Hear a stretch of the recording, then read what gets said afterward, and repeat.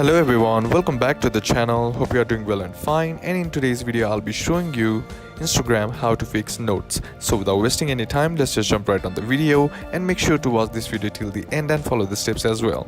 Now the first thing that you need to do is head over to your app store and on the search bar simply type in Instagram, and now check to see if the app needs an update or not. Sometimes the older version also might be causing the issues that you are facing, so just simply updating the app to the latest version will probably fix the issue.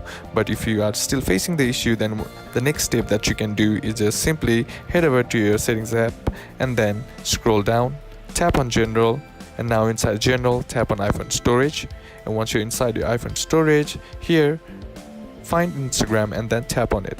And once you're inside Instagram, here you'll find two options. Tap on upload app, and what this does is it resets the app by clearing all the bugs and glitches that is present in the app which might be causing the issues that you are facing. And once that's done, tap on delete app, and once that process is done, all you gotta do is try again.